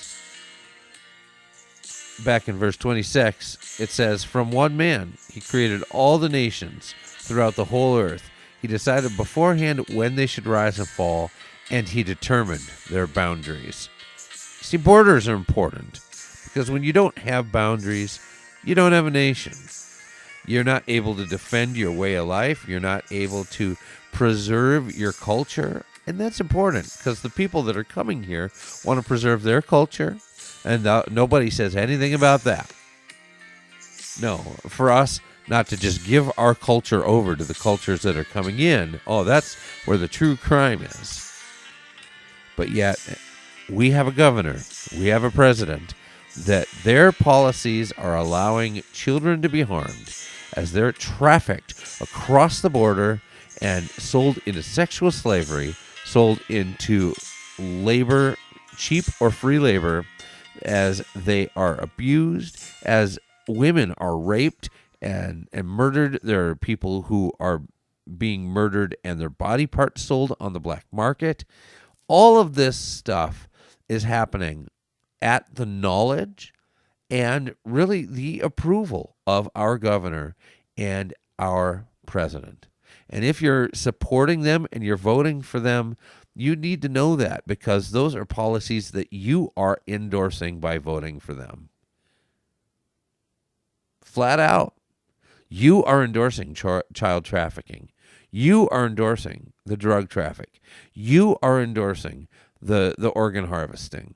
You are endorsing these things. You are helping the cartels to be able to get richer, to be able to defend themselves better against a U.S. military because they have just about any weapon, any transportation, any vehicle they desire, they're able to get on the black market. They're able to get from the Mexican government. So when is this going to end? When are we going to stand up and say enough is enough? I can't support child trafficking. I can't support children being taken from their parents and sold into sexual slavery, cheap or free labor. It's not okay. But we've got a governor that is perfectly okay with trafficking. Look at the transgender law that's on the books, and where someone who's not the legal parent can take a child, bring them here, and get them a sex change surgery, get them different hormones. And we're not going to step in and do anything, because it's more important that that child go through that horrific procedure than it is that a loving parent be given what their desire is for their child. We have a pro-child trafficking Democrat Party. And when you vote Democrat, that is what you're voting for. So there's no other way to look at it. There's no other way to look at it. You can't love children and be voting Democrat. It just does not work together. We can sit and we can disagree all day about whether that baby inside a mother is alive or just a clump of cells. I believe it's alive. I believe that little boy or little girl is alive. You know, it's strange, like, that baby is alive, but yet shouldn't, instead of you demonizing the people that believe it's alive, because you don't know, you don't have the medical knowledge, you don't have the scientific background to know if a baby's alive or not, shouldn't you at least say, so-and-so believes they're alive, and if they believe that that's a living being, then at least I commend them for trying to protect what they believe is alive. No, you don't. You can go on with your belief that you don't think it's a living being and still commend the people that are trying to protect something that they believe is alive. I would think that you would see the value in that.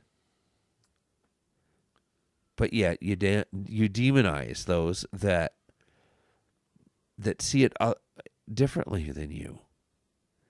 Even though what they're standing for, what they say they're standing for, is a noble cause. You know, I'm not going to demonize you for not believing that it's a baby until you start denying scientific evidence. But I am going to fight tooth and nail for the right for that baby to live. And that's just the way that I see it. But yet, over on the Democrat side, I mean, we're looking at a euthanasia bill in the Minnesota Congress this time around. That's just a slippery slope, because now in Canada, it started that way with those who are terminally ill, but now they even allow teenagers that are depressed to be euthanized. There's the euthanasia, the abortion, the transgender, the child trafficking. All of these things, this is a culture of death, and we need to break free of it. And part of that comes through making our borders secure. And we start in our cities. If we're not getting what we want federally, we start in our cities and our counties by employing policies that are going to discourage them from coming into your community. And if they choose to, you know, you love them, you help them with a hand up and not a hand out, and you do what you can. But we have got to take a tougher stand. So if you're willing to take a tougher stand, if you're willing to stand on principles that life is important, that children are important. COMM Solutions MN at gmail.com. COMM Solutions MN at gmail.com, and we will get in touch with you. By the way, if you haven't checked out the new COMM Solutions MN.com yet, make sure that you do that. We have got lots of great stuff up there. There's more being added all the time. It's looking good. It's sleek. And we got a lot of surprises coming as we develop this out more. But, yeah, it's out there. So, you've heard it. You know where we stand. We're looking for those people that are willing to stand with us in that same position. This is nothing we can rest back on our laurels about. We have to take charge, and we have to make this work. It's all we got left. We love you, Minnesota. But now it's your turn to get to work.